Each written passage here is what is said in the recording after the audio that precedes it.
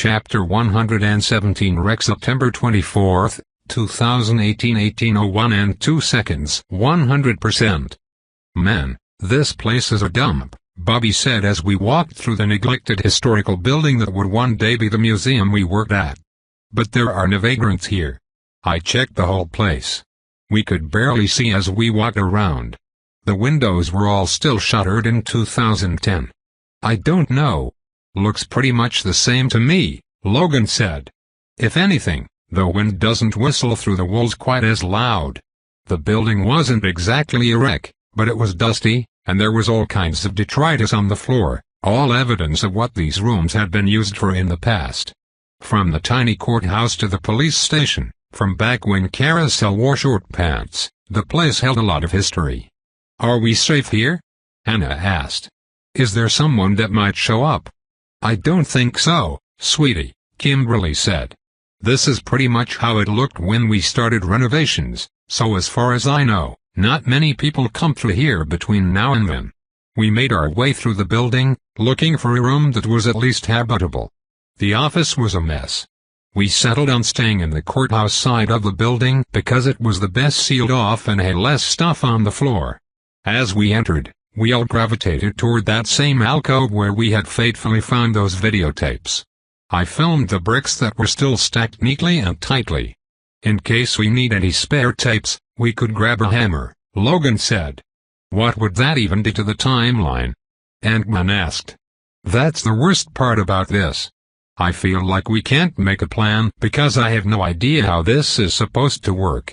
Lot of possibilities, I said. My money says that since we took the magic carpet ride, we are pretty much stuck this way. Even if we were to take those tapes and burn them in 2010 before we ever found them, we would still be stuck out of time. We would still be here. We would just be on a different version of the timeline. Even if I had ideas, I didn't want to share them. Typically, you learned the rules of time travel very early in a time travel movie, but we were pushing on toward the midpoint. And not only had we not learned the rules, but we had been given no opportunity to. There was no convenient time travel manual. None of us were physicists. Even when we perused the internet for theories on time travel, we didn't find anything. We probably needed a special trop for that. Being able to use a search engine would be cheating. I was rapidly coming to the conclusion that we were in a version of time travel where the rules were less important. Perhaps, as the glowing amulets suggested, we were in a magical version, or worse, a cosmic horror version. I waited on bated breath to find out what Camden would have to say. Heck, I waited on bated breath to find out if Camden would end up being an NPC or not. Anna swore he wouldn't. So we need to get some rest, Bobby said. He was talking about him and his dogs because they were going to take the night shift. Try not to make too much noise. Shasta is just way too curious for her own good. We nodded, and I stopped recording. Broken vertical bar stop. Play September 24, 2018 16:53 and 42 seconds. I sat down with the camera to rewatch footage from the drag race disaster. The footage of the trip through time had appeared as nothing but static, but not the type of static created by the device. It was a visual kaleidoscope too complex for the camera's lens to focus on, too compressed for its memory to record, and too hectic to make any sense of. Luckily, as soon as we arrived on the street with the drag race, the camera started working again. And as I watched the footage, I started to see the very thing I was afraid of. There was a man in a fedora and a trench coat holding an old video camera, one much bigger than mine. He was hardly 50 feet away from us, and we hadn't seen him when we were originally there. In fact, I suspected that he wasn't there when we showed up. It was only later, through time travel efforts of his own, that he arrived, and our recording changed to accommodate that. But as I watched the film, the man never paid us much mind. He never focused the camera on us or even stared at us. Was it possible that he had not chased us to this point in time, but rather came here of his own accord because history said that there was a mass death event? Was it that simple? There was an easy way to find out, because we had brought with us all of the tapes that Camden had stolen from them and that Anna had hidden in the wall. I could simply check. broken vertical bar stop. So I did. Sure enough, there were changes. An extra tape could be found inside the bag we had put all the tapes in, and this one said Racing Lane. Of course, that title also appeared on the manifest Logan had written of all the tape titles, but that didn't mean anything, because the manifest itself would change as the past did. Clearly, this universe used the trope where human memory doesn't change when the past changed even though other markers of the past do. That was awfully convenient. In fact, when I checked the book of Carousel's biggest tragedies, I saw that there was now a listing for the drag race accident. I sat back, put my head against the wall, and breathed deeply. Time travel movies were never fully logical. Even the ones that paid attention to the details often allowed themselves some leeway for narrative purposes. I felt so in the middle of everything that I couldn't sort out which of these phenomena had to do with the time travel mechanism itself and which were simple narrative conveniences. Luckily, one privilege that time travel movies had was that we didn't have to explain everything. That wasn't really our job. The audience could piece things together, but we would surely get a higher score if things were straightforward. This was one film where the audience might understand better than the players. I tried to focus on what revelation Camden could reveal that would straighten everything out. I came up with a few answers. It was time to plan for each one. Time travel demon who enjoys torture? That would explain some things. Metaphorical time travel where the mechanics were not concrete? I would breathe a sigh of relief. I could keep guessing forever, but it was useless. Just because I saw something didn't mean the audience would. When Carousel edited everything together, this story might end up simpler than Back to the Future. I needed to focus on something else, so I reached into my hoodie pocket and brought out my headphones to use quiet on set. Time to listen to what was going on screen. And as soon as I put them on, well, I heard Dinah's voice. "Gabriel. Gabriel, can you hear me?" she asked. There was no answer. I listened for 10, 15 seconds, and all I could hear was her breathing. Then I heard a click, something I thought I recognized, followed by another click, then a whir. And then another click. Finally, I remembered where I'd heard those sounds before. She was operating a handheld tape player similar to my Walkman. She clicked again, and this time I heard, "Gabriel, can you hear me?" But it was a recording. Then, static. A slow, creeping hiss, not too dissimilar from the sound of wind whistling through the walls of the building I was sitting in. Bursts of sound. Chirps. Hums. Maybe even a voice, but I couldn't tell. "Oh, thank goodness," Dinah said. After last time, I thought something terrible had happened. There was another click, a long pause, followed by stop, then rewind, and then play. This time, the static was more violent, louder. And yet, buried within it was a soothing sound. Static crackles that together sounded like waves on a beach. No, that wasn't quite right. They were more violent than that. "I don't know what to do to help you," Dinah said. "I sent letters to the museum like you asked, but nobody ever showed up. No one believes me." The process repeated again. She recorded her answer, then replayed it. "I know. I believe you. I have always believed you. Can you tell me more about what you were saying before? Can you tell me about the shores of time?" The shores of time, I thought to myself. That sounded important. Time as a metaphor. Time as a physical thing? I needed to talk to and one and the others. While I had been busy with the tapes, they had been responsible for reading Dinah's letters. We had some time now, time where I could try to understand what it was her subplot was contributing to the overall story. There was a long pause this time. Then Dinah played whatever it was she had recorded. And all I heard was static. I tried to hear in between the chirps and the beeps, but there was nothing. Just an endless rush, like water over a waterfall. Dinah didn't elaborate. And then, suddenly, I didn't hear anything at all. She wasn't on screen anymore. I immediately went to speak to the others and show them that the Generation Killer had already found the drag race incident, and filmed it. I don't remember seeing him, Kimberly said as she stared down at the little screen on the camera. I didn't see the other one either. The other one? I asked. She pointed, and sure enough, there was another one of them on the other side of the street. I only got a glimpse of him in the footage. He figured out we were here, Anna said. I told you. No matter what we did, he would find us. It was that stockbroker or whatever he was, Logan said. I'll bet money on it. He probably went straight to the police, screaming about being teleported into the past and asking to speak to Marcia. Okay, but there's only one of them, Ant-Man said. If they knew something, wouldn't they send, like, 10? We didn't have answers. But we had a plan to stick to. That would have to be enough.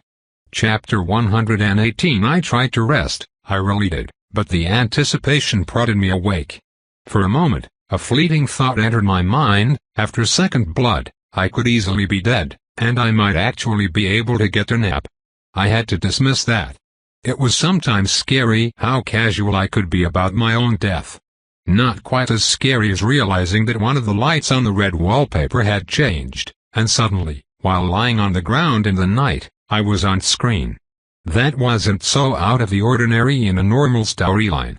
But this was a found footage storyline, and with few exceptions, the only things that ended up on screen were things I filmed with the camera in my magic pocket. But here I was, on screen, trying not to open my eyes too quickly. Still, I took a deep breath, opened them, and then stretched my neck. By the time I did that, I was back off screen. I looked around the room. I couldn't see anything, or anyone, that might explain why we were being filmed by Carousel. Nothing was happening. Yet, I noticed that Logan had also walked up casually and was looking around. We made eye contact. Then I heard a jingle.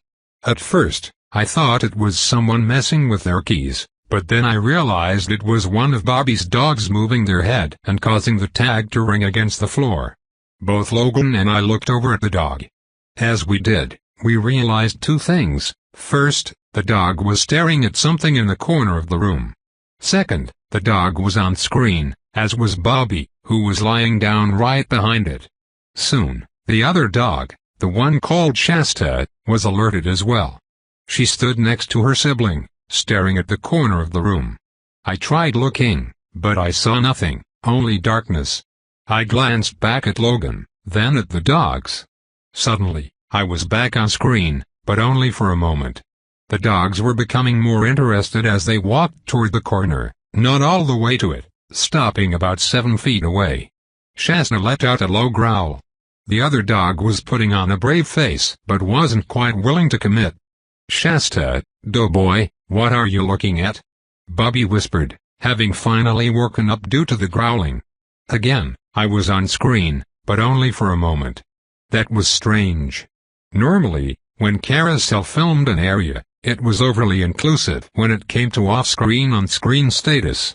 If you were in a normal-sized room and someone was on screen, you probably were too, even if, come to find out, you weren't in the final cut. But here, I could look throughout the group and see that we were going on screen and off screen in a pattern, like one of those invisible magic cameras that Carousel used was moving back and forth, zooming in until it could only capture one person at a time and then back out. In fact, that revelation shocked me, because I recognized that behavior. That was the same thing that happened when I filmed someone with my camera.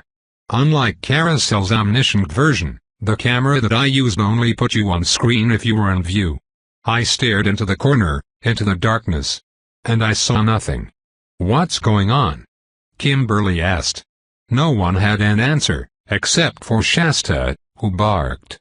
She was a mixed breed with long hair and a serious face.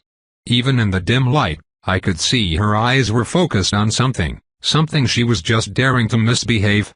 Bobby had brought the animal whisperer trop, which gave his dogs the trop animals are psychic, allowing them to perceive things beyond their ordinary senses, a common trop in horror movies. However, Shasta and Doughboy were not the only ones with psychic powers in the storyline. Though it was not clear how my psychic grandmother background trop would manifest my abilities. This was a time travel storyline. So, What it meant to be psychic was kind of up in the air. Still, remembering back to the conversation Dinah had had with her son, the one I had eavesdropped on, my mind wandered as I stared into the corner, trying to piece together what exactly it was that Shasta was perceiving. I jumped to my feet, took out my own camera, and started filming. Rec September 25, 2018 3:03 and 15 seconds 100%. The corner was empty. There was nothing there. Just a floor and two walls meeting. Then nothing moved to the left toward the window but soon moved back to the right. I couldn't see it, but Shasta could, and I trusted her. Broken vertical bar stop. I went on screen when I was filming because I was the one holding the camera, and I didn't stop being on screen when I turned the camera off. Taking a cue from Dinah's little conversation, I flipped open the viewfinder and decided to look at the video I had just recorded. Play September 25, 2018 3:03 and 15 seconds. And I saw nothing. Maybe a few artifacts, because the camera was having trouble filming at night and had changed its settings to night vision automatically. I could have sworn I saw something, some patterns in those artifacts, but a technological problem could easily explain it. I watched the video multiple times. Artifacts, just rogue pixels, moved back and forth where the nothing had walked toward the window and then back to the corner. Static played. And while it was just static, truly just static, I felt like I could hear something in it. It was hard to be sure if it wasn't just in my head, but I felt like I heard footsteps. Squeaking floorboards were common in the jailhouse. Kimberly and Logan were standing behind me, watching. "I don't see anything," Logan said as he squinted at the screen. And I didn't blame him, because I wasn't even confident enough to say that those random artifacts meant anything either. But then something occurred to me. An idea. I knew that within this magic system, physical records that contained evidence of time travel would change as the past was changed, things like history books or snuff films. The past was a place that you could never find, despite how much evidence it left behind. Instead of relying on my eyes to see what was in the corner, I just tried to remember. Had I seen anything in the moonlight? Had I seen a depression on the floor, where these old floorboards had given way to something weighing them down? I pictured the moment Shasta had turned her head toward the window and turned her head back.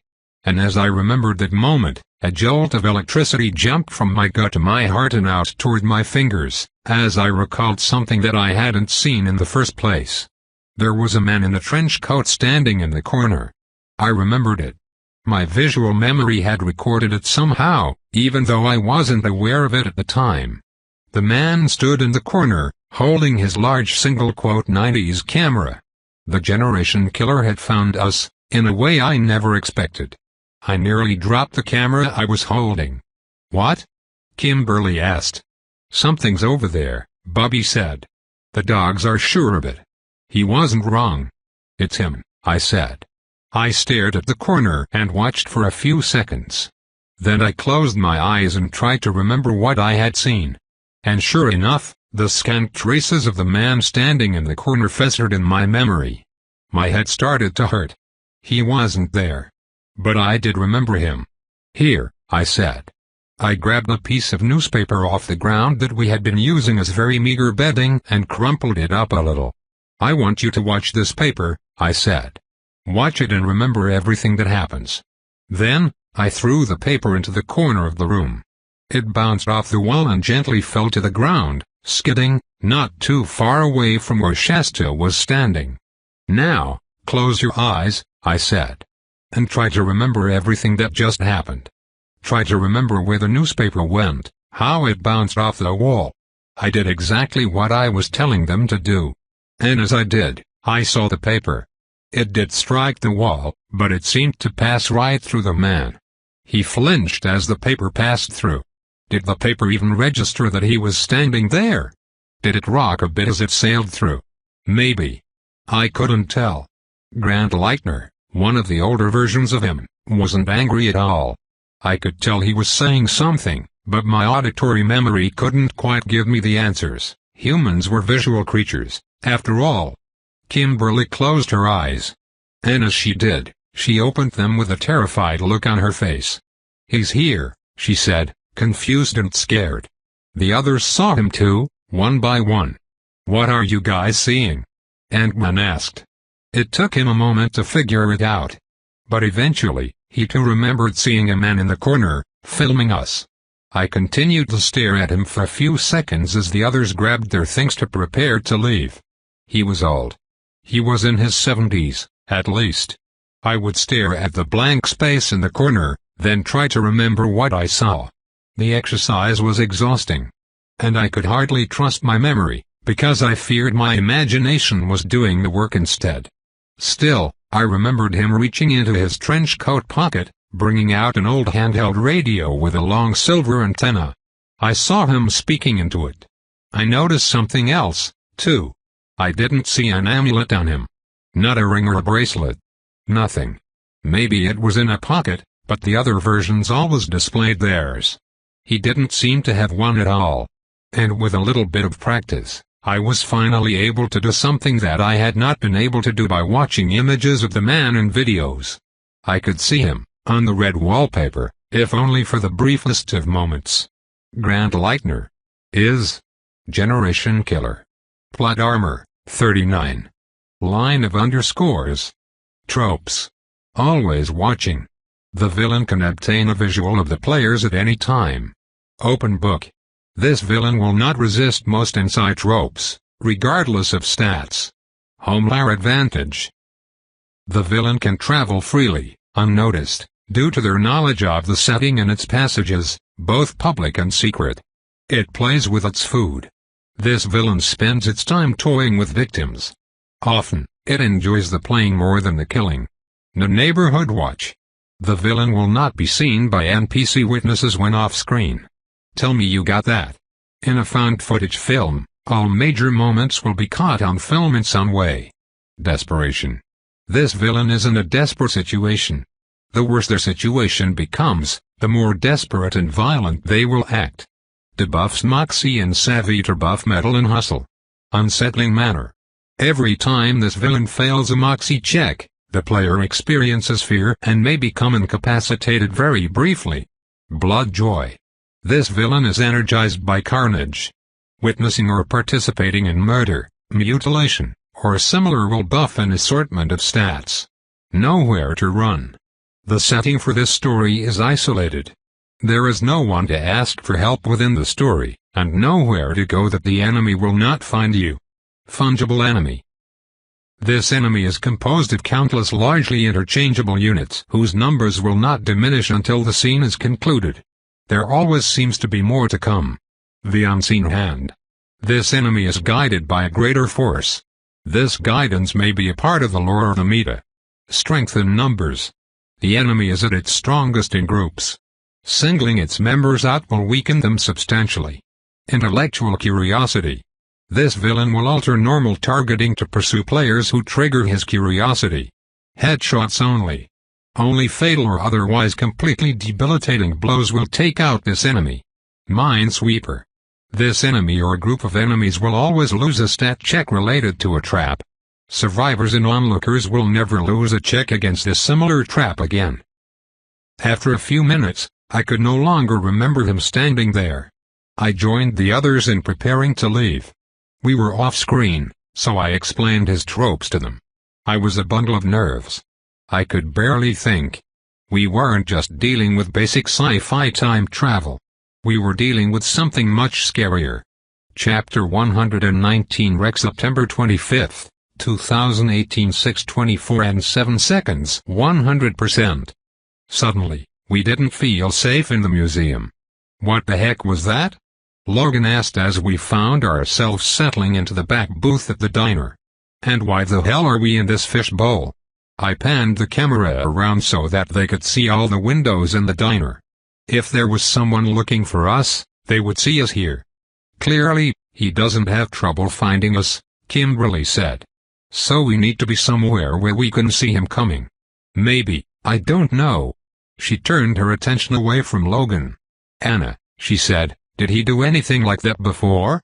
Anna sat in the booth, eyes wide open, confused. I don't know, she said. I don't remember anything like that. But I told you that he can always find you. Once he knew that you existed, he was always going to be able to find you. You said that if we hid in the past, we could stay safe, Logan said. Did we just cause all those deaths for nothing? I didn't know that would happen. Anna said. We need to find Camden. Maybe he knows something about this. The list of things that we hope Camden knows grows ever longer, Logan said. Logan was really good at the internal conflict part. He could act simultaneously worried and a bit antagonistic, but then he could turn on charm to almost make himself seem more human because of his worry. I wondered if he would show Ramona the ropes, because that was something that hysterics also did, especially defiant hysterics. We just need to get to a place where we don't have to worry about that man, or whatever he is, Logan said. Look, Anna said. Camden is in working distance right now. The only problem is that I'm there too, and I don't know what happens if we show up before I leave. They continued talking, and I decided to pan the camera around the diner, showing the individual NPCs. As a reaction to our decision to go there, the NPCs had been changed out. One in particular that I noticed was a cop sitting at the bar area, just out of hearing range of where we were. But the thing that made him peculiar was that he had his police radio. I could hear reports coming in over it, and he was listening to them while drinking his coffee. He wasn't that important of a character, his title was police officer, without even a last name. I assumed Carousel was trying to tell us something. After zooming in on his radio, I turned the camera back to the others and said, "Did you guys notice that the guy had a radio?" Generation Killer. Kimberly asked. Can we stop calling him that? Logan asked. Yes. Grant Lightner, I answered. The boogeyman. The guy that travels through your memories or the past or something like that. He had a radio, an old-fashioned one with a long silver antenna. Did you guys see it? Yeah, Kimberly said. I heard a bark from outside and turned the camera around to zoom in on Bobby, who was outside with the dogs. Nothing else happened, but everyone at the table held their breath. Turning the camera back to them, I said, I think that's it. I think that radio is a way for him to communicate with his other selves. Was that the hint that Carousel was giving us by putting the police officer there? We knew that he had a trap called Always Watching, and having one of his alternate selves somehow stuck outside of time with a radio was one way for the trap to be used. He could spy on us anytime now that he had our scent, so to speak. The paper that I threw had passed right through him, which should mean that we were not going to be able to kill him. But the other versions of him seemed flesh and blood enough from Anna's descriptions. Whether or not we could kill them was a different question. Behind me, the policeman's radio started to go off. All units be advised, we have multiple disturbances. Stand by for details, a woman's voice said over the radio. The police officer stood up and said something into his radio. I couldn't quite catch it because the radio was still going off. Multiple fires reported throughout Carousel. Robberies reported at 4th and Glibley, and at Milk and Dower. Someone's run a car through the entrance of the mall. Stand by, the voice said over the radio, clearly flustered. The cop quickly walked out the door, yelling behind him, I'll pay when I get back. I have to go. The waitress, who was also the owner, waved him off. She looked very concerned and lifted a small TV out from under the counter, flipping it on. As soon as she did, it went right to the news, but I couldn't get a good angle on it. All I could see was the orange glow of fire being filmed from a helicopter. There was a loud bang on the glass as Bobby tried to get our attention. Outside, it wasn't quite light yet. There was still a rind of darkness in the sky. And yet, as we all ran outside, I panned the camera to see the skyline. The clouds above reflected that same orange that the TV had shown. What the heck is happening? Bobby asked. It was hectic. I could hear sirens all around, police, fire, and ambulance services in all directions. Is this about us? Kimberly asked. What an absurd question to ask in real life. But in this situation, it was the only logical answer. He's committing crimes all over the place? Logan asked. To what end? I made sure to get a shot of everyone as we stared at the glowing fires in the distance, There are black smoke trails snaking up into the sky from at least half a dozen locations. Why would he do this? Ant-Man asked. What's his game? I knew this one. It's like Die Hard with a vengeance. He's committing crimes all over town. Why would someone want to do that? I said. Unless you needed the police distracted. If you don't want to have to deal with the police, you act sneaky, Logan said. You don't start fires all over town. We were racing across the parking lot in the direction of Dyer's Lake. You do if the place you're trying to do crime at is the police station, I said. I got a good shot at Logan realizing what I had figured out already. Broken vertical bar stop. Rec September 25, 2018 7:15 and 14 seconds 80%. We found a cabin that had been part of a motel at some point in time, one that was now clearly abandoned. Antoine had kept my television inside his duffel bag, using his luggage tag, which could now carry more thanks to receiving new tags after the werewolf storyline. We pretended like we had found it at the cabin. We had to plug it in with an extension cord, which we had also brought, running it to an outlet that had been part of the camping area, now overgrown and unused. I turned on the TV, and just like the one at the diner, this one immediately turned to the news. It was a classic trope, and we didn't even have to bring it into the story. Good morning, the news anchor said. We begin with a stunning attack overnight at the Carousel Police Department. A group of men used a stolen bulldozer to smash through the front of the downtown station, overpowering officers and kidnapping a man from lockup. Police say the man wasn't suspected of any crime but was being held for a mental health evaluation. The attackers moved quickly, escaping before backup could arrive. Authorities believe the attack was carefully timed. Officers were stretched thin responding to multiple emergencies across the city. This morning, police are searching for the suspects and the man they took. Anyone with information is urged to come forward. More updates as they come in. I continued filming as the news station cut to footage from overhead, a group of men wearing overcoats and fedoras dragging a man in a business suit out of the police station and into an abandoned warehouse nearby. That's the guy who bumped into us, Kimberly said. The guy that we accidentally dragged back here. He must have gone to the police and told them that he got dragged back in time, Bobby said. No wonder he was up for a mental evaluation. Kimberly turned to Anna. We have to go get Camden. Now. But I thought we had to wait until I left, Anna said. And that's not until tomorrow.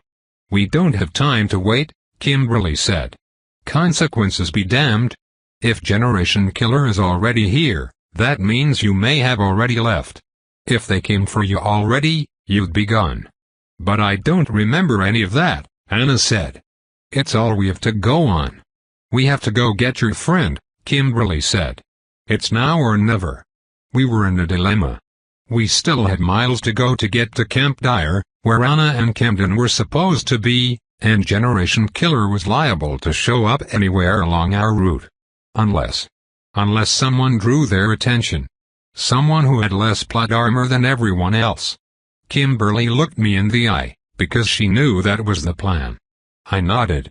I hoped I could escape these guys long enough to make it to Second Blood, but who could know? The real trick was making it look natural. There was a knock at the door, and Bobby's dogs started barking at whatever was outside. Did I dare open the door just for the fun of it? Of course not. But that would totally happen in a horror movie. Instead, we struggled to get one of the back windows open. It had been sealed shut with paint. The knocking got louder.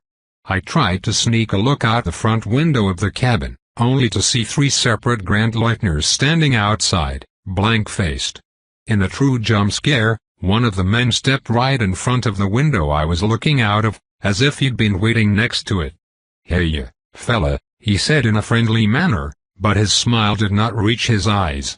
I rushed back to the other side of the room, where Antoine had managed to get the window open, and people were starting to get out.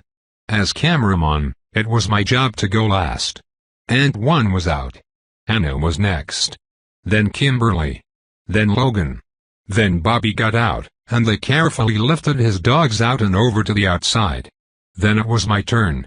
I went to leave, but just as I was about to get through the window, Generation Killer arrived. Right next to it. With that same soulless-eyed expression, he said, "Hey, fella. I was hoping to talk to you." Broken vertical bar stop. I didn't have a lot of options. My oblivious bystander strategy was out the window, and I had no guarantee that I had higher hustle than this Generation Killer, or any of the others. What I could do was talk to him off-screen because of the method to the madness. It wasn't a foolproof plan, but it felt like it could act as a distraction. So, I turned the camera off after shaking it, making it look like there was a struggle. I stood in the back part of the cabin. He was knocking at the front door. He was standing at the back door. He was all over. "What are you doing this for?" I asked. "I just want to go home," he said. "And if that is ever going to happen, I can't have you all running around making noise," said the guy who'd just committed crimes all over town. "You're a time traveler," I said. "What could possibly stop you from going home?" He started to laugh, as if what I had said struck an ancient nerve, one that had been holding back a metric ton of frustration. He was standing right outside the window, but I decided to take the opportunity. I noticed that he was wearing an amulet. This one was smaller than the one Anna carried. While he was distracted, I grabbed at it, simultaneously pushing him back. Then, I was out the window and running as fast as I could. Rec September 25th, 2018 7:19 and 31 seconds 80%. As I ran, I put my hand up in front of the camera to show that I had just grabbed an amulet, ripped it right off the neck of the guy. I turned the camera to show him regaining his footing next to the window. That would have to do. The others were gone.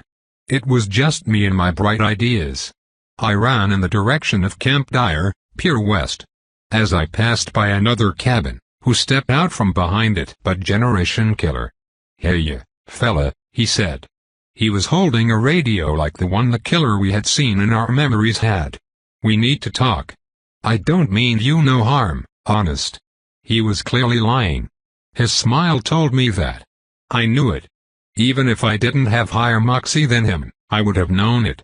But because of his unsettling manner as soon as I detected his lie, I felt the chill down my spine, a part of the building tension that would eventually lead to incapacitation if I wasn't careful. He was a weird guy.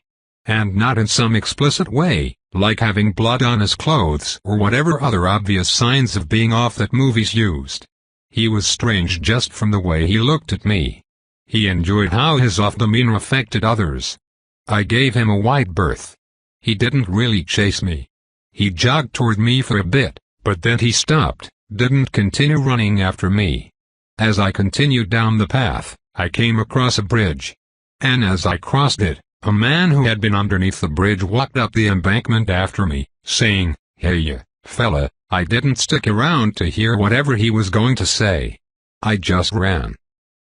Broken vertical bar stop chapter 120 Rec September 25th, 2018 7:35 and 2 seconds 80%. I arrived to a Camp Dyer in chaos. I could hear screaming in the woods, and I set myself on filming it. Of course, not getting caught was important too. I did technically have the lowest plot armor. If Camden was really here, that would mean we were tied. In a way, I liked that because it meant I could protect him. I just had to find him first. That wasn't the hardest thing ever. I could see his handiwork everywhere. Canonically, they had been here for a day or so. Maybe a bit more, but as I surveyed the traps sprung around the camp, I realized that this could not have all been done in that time. He and Anna must have worked off-screen. One Generation Killer hung by the ankle from a rope. Another one was trying to help him down.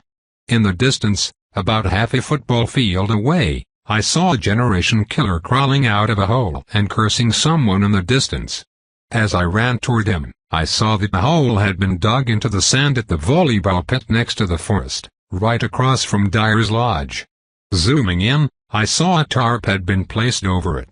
As I got closer, I saw him clutching his leg, which had been skewered by a sharpened stick. Suddenly, the red jewel he wore around his neck started to glow, and in an instant, he disappeared. Moments later, Another generation killer walked out of the woods with a slight limp, stared down at the hole, and said, "I'm going to have to make you pay for that, there, sport." Suddenly, I realized why they had the drop headshots only. Any major damage you did to them would allow them to time travel, recover, and then return. And since they were also immune to any trap they had fallen for or seen someone fall for, they would never be hurt by that trap again. I was far enough away that he didn't see me. He also didn't see when Antoine ran up behind him and pushed him back into the hole. I ran over in the direction, and as I filmed into the hole, it was clear that this time, he was not going to get back out. A stake had embedded itself in his chest. I stepped down into the hole, carefully avoiding the sharpened sticks, grabbed the jewel from around his neck, and shoved it into my pocket. My plan had been to grab them off as many of the men as I could, but ideally, I would be grabbing them off living generation killers, not dead ones. Still, I saw the shiny thing, and I grabbed it, following my plan. A strange thing happened afterward. The generation killer I had just stolen the jewel from disappeared, but not like he had previously when he time traveled. It almost looked like he was washed away, as if some invisible wave had just pushed him across the ground, dragging the spike that had skewered his heart with him. And as he was dragged, he sank into the ground until I didn't see him anymore. I looked up at Antoine, and he looked down at me. "What the heck?"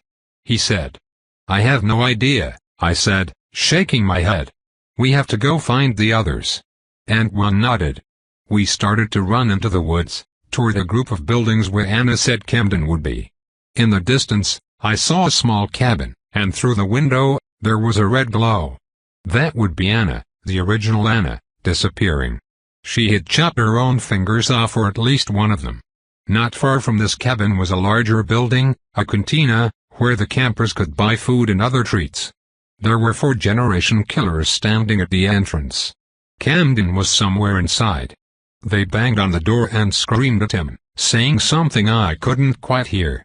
But it didn't strike the normal tone. It was that off, slightly friendly manner that would creep anyone out if they heard it. There was no response, so one of the men grabbed the door handle and opened the door. That was a mistake. As he opened the door, something up above them fell out of a window. It had a string tied to it. A simple trap. That thing was a giant pot of boiling oil. It fell directly onto the generation killers standing there.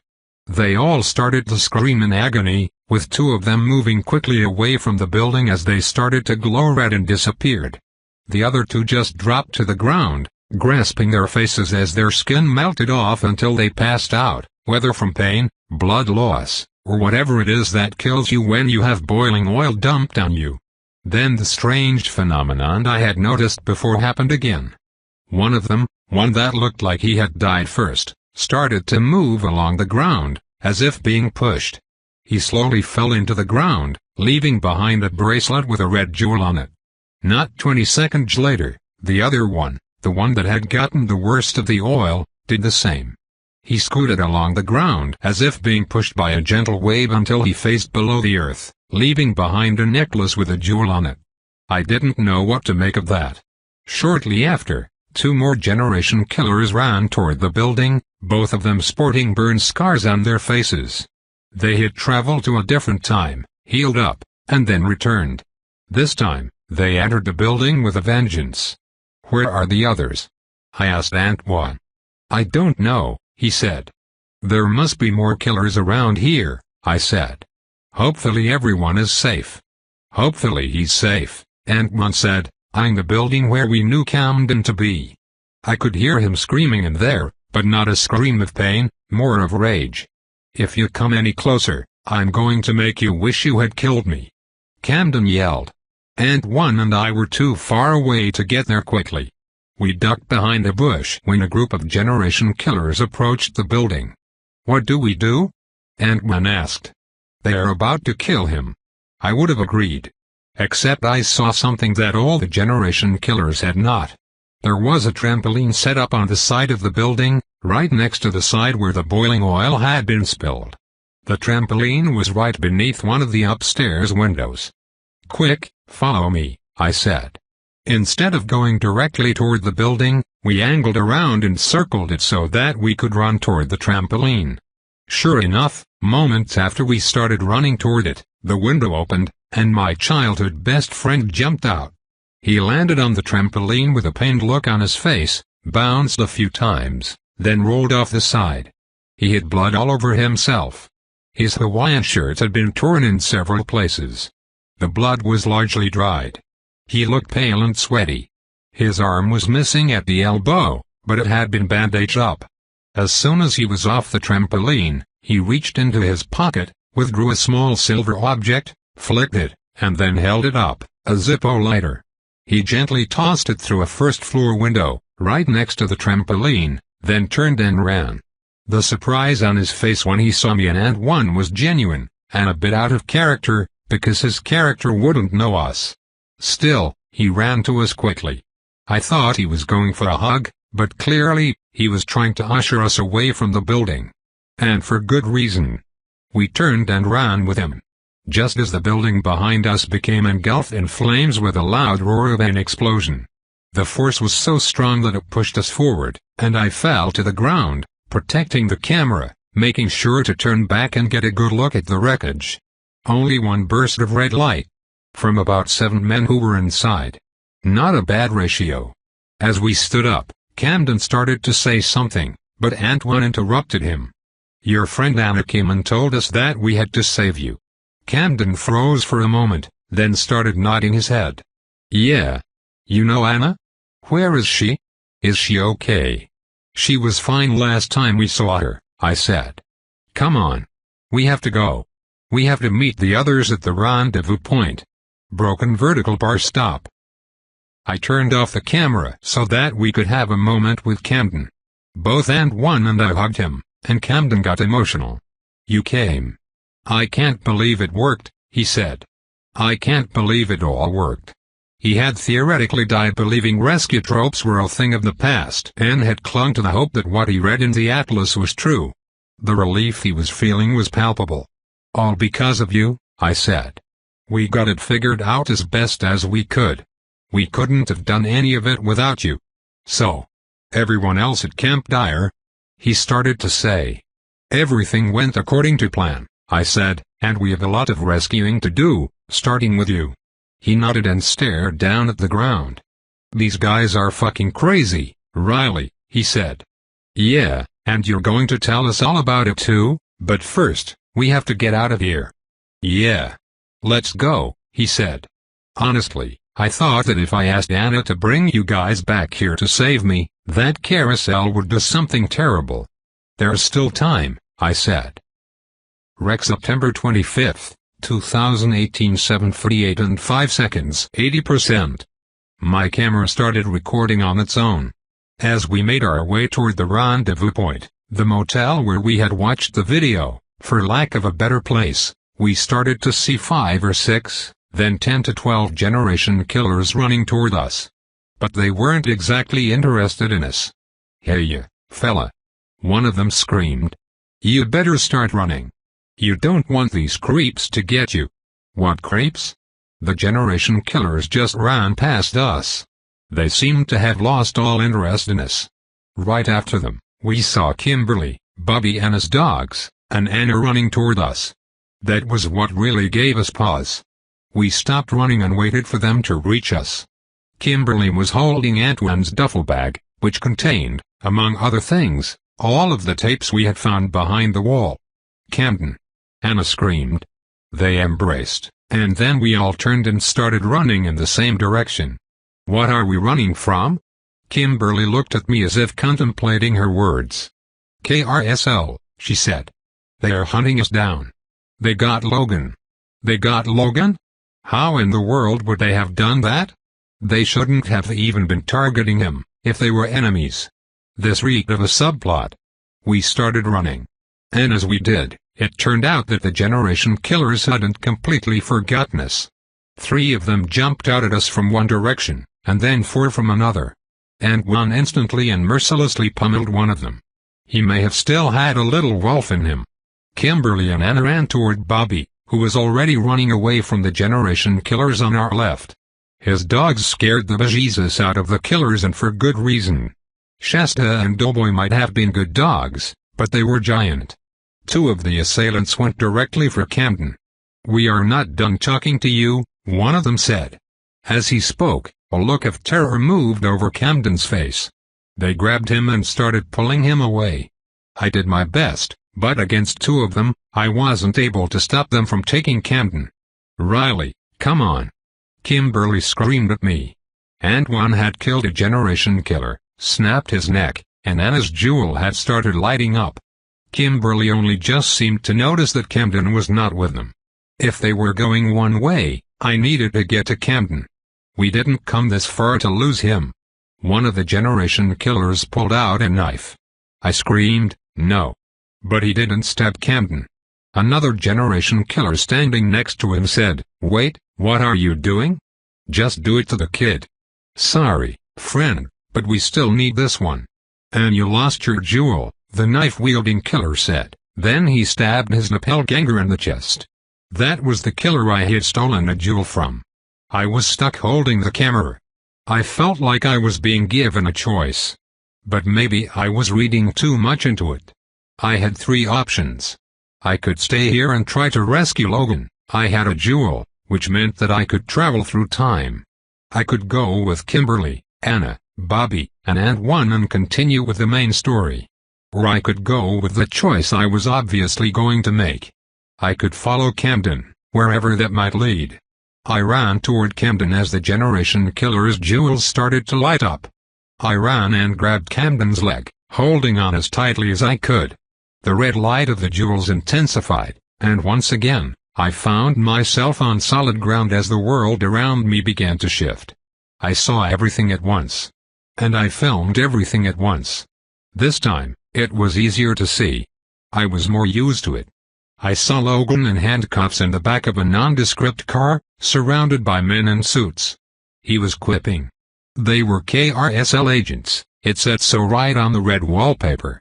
Carousel had already been name-dropped in the story, so I wasn't exactly shocked to see them here. We knew they were studying the meteorite. Logan's friend at the museum had assured us of that. One of the agents held a little machine with a red flashing light on it. I was sure it was used to detect something related to time travel. I was sorry I wasn't able to get to Logan. I just had to hope that he would find a way to make the best of his circumstances. I could also see, not too far away, Anna, Kimberly, and Antoine, but Bobby was gone. I had to look around to find him. His dogs had pulled him away, right in the middle of a time jump. The others looked terrified that he had left them. I couldn't figure out why his dogs would do that, until I saw where they were headed. In the kaleidoscope of a million forests and dozens of generation killers, there was one that stood out among the others. Because he wasn't surrounded by a glowing red. He was holding the camera. And filming us. It was the old one. The one we had seen in our memories. The one on the other side of time. And as I watched him, I began to see something in all the chaos. Something I hadn't noticed before. The way time seemed to move. Like currents in a river. Flowing, ebbing, chasing forward. We weren't moving through that river. The river was moving around us. The voyeur, the one with the camera, was standing on solid ground. And time didn't seem to affect him at all. Bobby, too, was standing upon the ground made of something I didn't understand. As if a million pieces of universes had been ground into smooth black sand. The shores of time. The shores that washed the dead generation killers away from where they didn't belong and pushed them onto those unknowable sands of blackness where Bobby and his dogs now tread. Dozens of bodies. Dozens upon dozens of those trenchcoat-wearing bodies that had died and been swept onto those black shores. The river of time, with its many currents, streams, and tributaries, moved and tricked my eyes into seeing a kaleidoscope when I wasn't focusing. A river that took a blunder to my mind just for attempting to understand it. I looked backward and saw a bright light. I looked forward and saw a black light. And between the two lights was everything. And suddenly, a story that didn't really make sense started putting puzzle pieces together. And still, I didn't know what I was looking at. Yet. Broken vertical bar stop. Tilde dash tilde. Camden Tran is the scholar. No aspect has been chosen. Current trop limit, 7. Camden has a plot armor score of 18, metal of 2, moxie of 2, hustle of 2, savvy of 8, and grit of 4. Eureka. Helps him find important information within text. Right tool for the job. Buffs savvy and metal when fighting an enemy with their weakness. Zippos are cheap. Boosts savvy for plans that expand a Zippo lighter. Hide and seek allows him to outsmart an enemy during a chase instead of outrunning them. Photographic memory allows him to display visual information committed to memory on the red wallpaper. The immobile genius allows him to send allies off to enact a plan, giving them a temporary savvy boost. Peer review allows him to recognize if documentation has been altered and how. Chapter 121 Rec September 25, 2018 8:08 and 25 seconds. 80%. When we landed, we were standing in a large industrial complex, right in front of something that could have been a cement factory or a nuclear silo. I had no idea. All I could see were giant metal structures jutting into the sky. It had that generic quality, it could have been anything. Immediately, Generation Killer let go of Camden and started running along the path into the structure. "Come on," Camden said, grabbing my shirt. So I followed him. "You want us to follow him?" I asked. "We need to run." "There's no use," Camden said. "You need to see this." So I continued to run as a strange smoke started to rise from the top of the industrial building next to us. "Camden, what's going on?" I asked. "That building's about to melt down," he said, trying his best to keep pace with the Generation Killer in front of us. The killer was on a beeline toward a smaller building that kind of looked like a payphone vestibule. He rushed in through the door, and by the time we caught up, all I could see was him smacking a button on the wall, constantly. Suddenly, alarms started to blare around the building. "I told you there was no stopping him," Camden said. Generation Killer came back out to us. "That was a close one, wasn't it, bucko? You almost tripped me up," he said. Suddenly, the doors around the building started to open, and workers began to evacuate en masse. Steam was rising up in the place where the smoke had been, and the workers who were coming out were gawking at it. One said, "Oh, thank God." "Guess again." "Wait a second," I said. "Did he just save all those people?" "That wasn't really his mo." "Yes," Camden said. "But they weren't supposed to be saved." I looked at him funny, but that, of course, didn't show up on film. Then something possibly even stranger than time travel started to happen. I realized that I could suddenly see the stars. The blue sky was gone. It didn't get dark, the light was still shining on things, and everything even had shadows, but instead of a blue sky, it was space. With no light pollution at all. "What in the world?" I muttered as I filmed the sky above. Red streaks, cracks, started to spread around the sky. And suddenly, we were not just dealing with one Generation Killer. Multiple showed up. "What did you bring them here for?" one of them yelled out. I started filming from my pocket, trying to hide the camera, so I didn't get the best shots. Still, it was better than losing the camera. If they saw it, they didn't care. Interrogation. "Just following orders, fella," the Generation Killer that had brought us said. "Could use a hand, if you're handy." The other killers laughed. "Did you hear that? He said he could sure use a hand. You see that, one is missing a hand." Another Generation Killer said. Some of them laughed. Others rolled their eyes. I looked at Camden, and he looked very annoyed. They have the worst sense of humor. No wonder Carousel only showed glimpses of them on screen. "Shouldn't we run?" I whispered. "There wouldn't be any point," he said. I really wanted Camden to start explaining what was happening, but he looked numb. Tired. Still, I needed an explanation. "What is going on?" I asked. "That factory, or plant, was supposed to explode, have a meltdown. But it didn't," he said. "Okay, but shouldn't that just put us on a different timeline? One where the plant never exploded?" "Normally," Camden said. But this isn't normal. I didn't want to press him. Instead, I just turned off the camera. Broken vertical bar stop. Rec September 25th, 2018 8:24 and 25 seconds. 80%. The Generation Killers led us to their hangout in this broken world. It just happened to be the Carousel Casino. As we were shoved through the entrance, I saw that there were dozens of Generation Killers gambling on slot machines, just passing the time. It was a large casino, and despite the Generation Killers being there, there were also NPCs, who weren't completely oblivious but still didn't seem to care about what was going on around them. So, normal degenerate gamblers. We were led to the elevators and then brought up to the 13th floor of the hotel.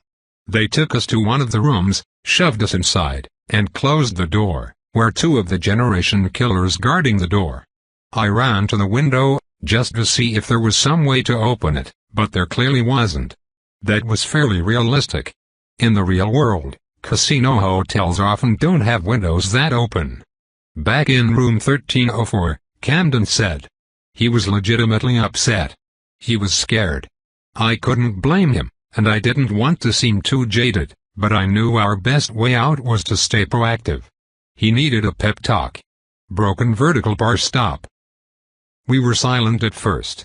I had trouble reading what was going through his mind, so I didn't want to say anything. I didn't want to assume that he had trauma he didn't have, and I didn't want to ignore him if he needed to talk. Finally, he spoke. Plot armor 36, huh? He asked. Yeah, I said. Suddenly, I'm a hard worker. We made our way to the couch in the room and sat down. How long has it been? I could tell that he was afraid of my answer. A year, plus or minus a few time skips, I said. Then, after thinking for a moment, I asked, how about for you? What do you remember? He looked up at me and said, everything. For a moment, he didn't say anything more, but then he elaborated, leaning back on the couch and setting what remained of his arm across his chest as if to relax it. I had to do it all twice, he said. They cut off my arm. I fought like hell. I learned everything there was to know about what was going on. I had a whole battle plan. We were going to get the atlas and send it to you guys. I managed to escape and meet up with Anna, and it worked. We found the atlas. Then she escaped as they caught up with me. I took out a few, and then they killed me. That's what Anna said, I said. And then I woke back up. Right back here. With both my arms again. But this time, everything was different. This time I was in a suite and not a basement. This time, the rules were all switched around, and there were dozens, maybe even hundreds, of Generation Killers instead of the 12 I originally had. I thought that this was what death was going to be like, that we were just going to repeat over and over again until rescued. It all happened over again. They cut off my arm again. And this time, I researched, and everything had changed. They were filming things, and the rules are bigger, grander. And this time, you showed up before they killed me. It hurts my head to even think about. Like the memories are raw and touchy. I had not considered that Carousel might go that route. Anna had a trap that allowed her to perform in her own rescue. Camden didn't, and though the mechanics of time travel allowed him to, there would have to be a price. Well, I don't think we were originally supposed to rescue you, I said. Probably not, Camden agreed. He drew inward when he was upset. You're a scholar, and you were set up to have a lot of knowledge, but then all of the facts changed, I said. So I had to do it again. That was my punishment. You know, as soon as I said to Anna that you should try to rescue me before the storyline was done, I knew it was going to be trouble. I really hate these guys, Riley. It's like they intentionally try to creep you out with their weird sense of humor. I nodded. They have a trap for that, I said. I must have had an awkward manner or something. He took a deep breath. You know, for me, it's only been a couple of weeks. Maybe a little more. You don't have to talk to me like we're at a funeral. You're the one that's been missing me. He didn't like pity. He was the first of our group to die. He hadn't handled that well and he hated when people tried to comfort him. And you're the one who's been on vacation, I said. He smiled. Exactly. So I don't need any more pity, alright? I didn't mean to pity you, I said. It's just, rescuing you has been on my mind every waking hour in recent memory.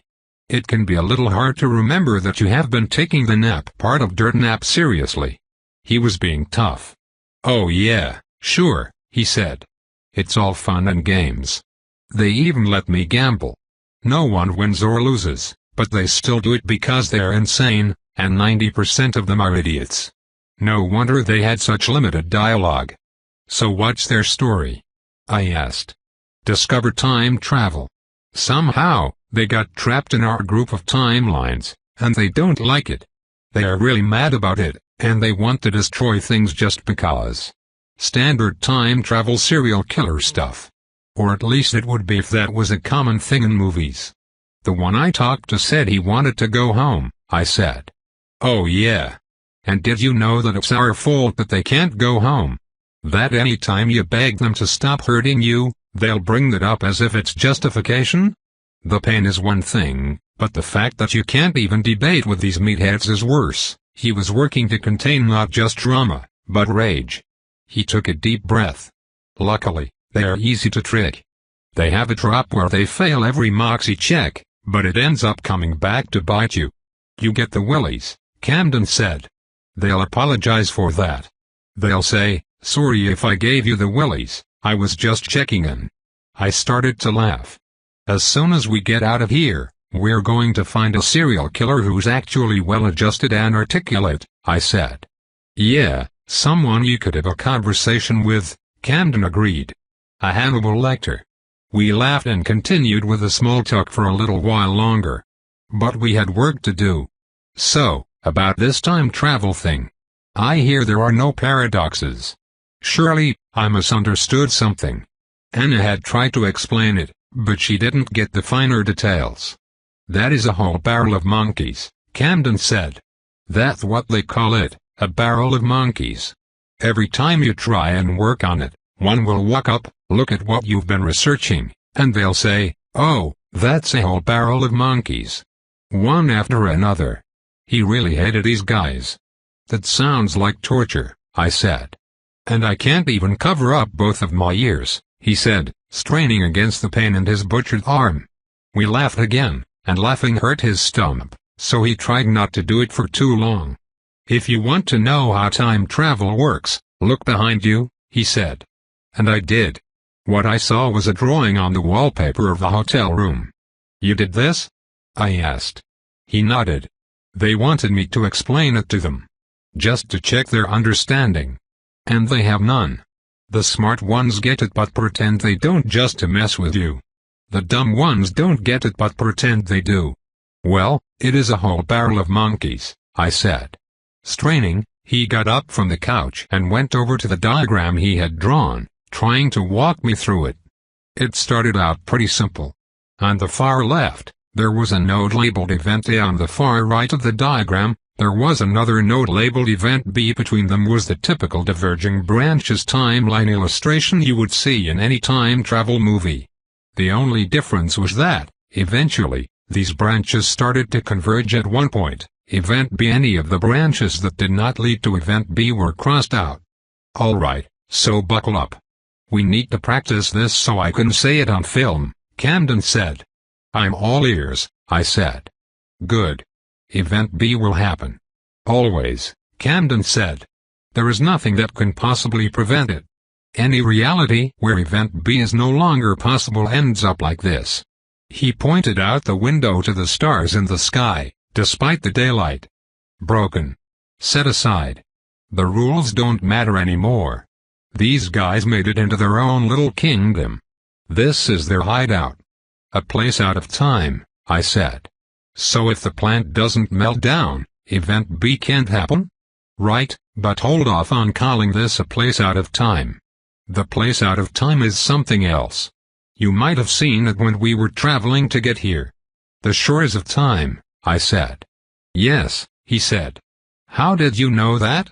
Oh, Dinah has this whole subplot where her teenage son, who was your friend, Gabriel, got lost on the other side of time at the same time that you guys left the roller rink. Gabriel. Camden muttered. I'll have to make note of that, he said. Yeah, she's got her own thing going. As always, I said.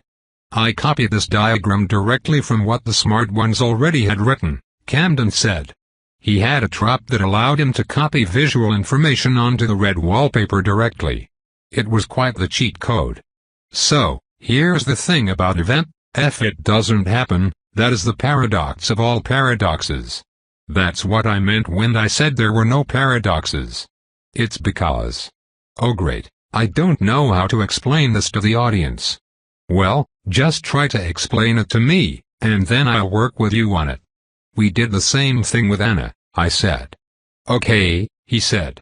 You know how gravity works, right? How everything puts off a gravitational field. This couch and that desk over there are both putting off gravitational fields. You and I are both putting off gravitational fields. So why are these things not attracting to each other across space? It's because we're just friends, I said. Oh, ha ha. What I'm talking about is, why does this couch not gravitationally attract to that table over there? He paused, but not long enough for me to answer.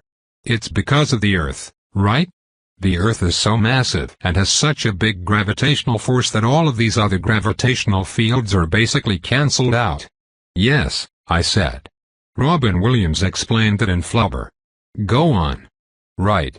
Well, I think that this paradox, the forces of physics that we can't even begin to understand, work substantially the same way. He paused for a moment as if struggling to put it into words. The physical forces that work to prevent the paradox of event B not occurring are so massive that other paradoxes basically don't mean anything in their wake, right? They are not causing any problems because they're in the, I don't know, paradoxical field of event B. I already lost the audience. This doesn't even make sense, but it's how things work here, I swear. I thought for a moment. I understand, I said. So it's like, if you're at a river and you throw a giant rock into it, it could cause all kinds of ripple effects. But if the river is about to go off a waterfall, nothing ends up mattering. That's good, he said. Anyway, that's why you can go back in time and do pretty much whatever you want. You won't trigger a real paradox because the forces pulling all causality toward event B will fix anything that you break more or less. Like when you kill a copy of the Generation Killer, and he gets washed away to the shores of time, I said. That's it, Camden answered. You're right. That is confusing. Maybe we shouldn't try to explain this to the audience. Just leave it vague so that the nerds can pretend to understand it for a clout. The word time anomaly will come in handy. He shrugged. So what happens if you go back in time and kill your grandfather? I asked. You and your jewel enter a timeline where you were never born. When you leave, that timeline just kind of stops existing and the main branch timelines are all that are left. For some reason, there are only a finite number of stable timelines. A big number, but not actually infinite. Though, if you kill your grandfather in a lot of different timelines, you might be able to change something. You might change a whole branch. These guys ran a lot of experiments but weren't exactly geniuses. It's a meteorite, I said. Not a jewel. Meteorite, he repeated. Even if you can change a stable timeline, the forces at play are so strong that causality will just stitch together some alternate reason for everything that needs to happen. That's why only mass death creates perceptible timeline branches. He stopped and thought for a moment. We view time as being this delicate thing, where a butterfly can flap its wings and cause a hurricane, but that's just not true. Time is powerful. It's all-consuming. It's inevitable. He looked at me seriously. Riley, I think it's the real monster of the storyline. Yeah, but that's cheating, I said. Time is the enemy in every storyline. No, I mean it, he said. Here, there is one rule, event B happens. Always. And these guys. They're scared out of their minds about it. Go more into that, I said. They are different ages because when they came to this group of timelines, some of them stopped time traveling as much, so they aged in whatever year they were left in. A lot of them took a while to figure out how time travel worked in the first place. But any of them that lives past the year 2025 never comes back. So that is when Event B is supposed to happen. 2025, I repeated. Massive inevitable event that must happen. They think it's the end of the world, he said. I just don't know. What do you think they mean when they say they're trapped and they want to go home? I asked. I'm still working on it. There are pieces of information I haven't had time to sift through. Look at this, he said. He pointed to another illustration he had made. This one was a map of the Carousel River Valley. He grabbed the marker from his pocket, took off the cap with his teeth, and started drawing little squiggles all over the map. Then, taking the cap out of his teeth, he said, I don't know what these squiggles are. They've got this map inside of their little study area. I got a good look at it, and I have it on the red wallpaper, but I don't know what they mean. This wasn't there the first time. In fact, the wall that it was on was just blank, which leads me to believe that it was supposed to be there, but maybe we didn't do something, so we didn't get that information. We're learning a lot about how stories work, I said. If you don't activate a subplot, it just isn't going to be there. And some subplots are really necessary. So, what do you think the squiggles are? Camden asked. There are more, I could draw them all day. I looked at the map. Well, this squiggle here is right on top of the original Carousel settlement, I said. You can tell because it's right there where the river hooks. I stared at it a little longer. I still wasn't sure. We tried our best to come up with theories, but we were running short. The good news, if you could call it good news, was that we were technically not part of the main character group, which meant we had a lot of off-screen time. I spent a lot of it wearing my headphones and listening to what other people were doing. Logan was sassing a Carousel agent who was interrogating him. Interestingly, the agent didn't seem aggressive or mean, just curious. Almost friendly. Maybe they were playing good cop, bad cop. Or maybe they weren't antagonists, which would be wonderful. It made sense that they would arrest Logan. Not only did he have a criminal background, which would make for a good back and forth, but he was the one who activated the Carousel subplot by talking to his museum scientist friend. When it cut away from him, it cut to Anna. They were mostly in a hideout phase right now, planning how to rescue the rest of us. I also heard dogs barking, a lot. And I recognized the dogs. Bobby's two hounds were leading him around on the other side of time. And he was so polite to those dogs. When he talked to them, it was like he thought they were people. Heck, if they help us win this story, I'd let them eat at the dinner table. I stared at the diagrams Camden had made and asked myself how important an understanding of the time travel rules was for us to win. Event B. Something that occurred in all timelines but would not occur in this one because the plant didn't melt down. Curious. It was a whole barrel of monkeys.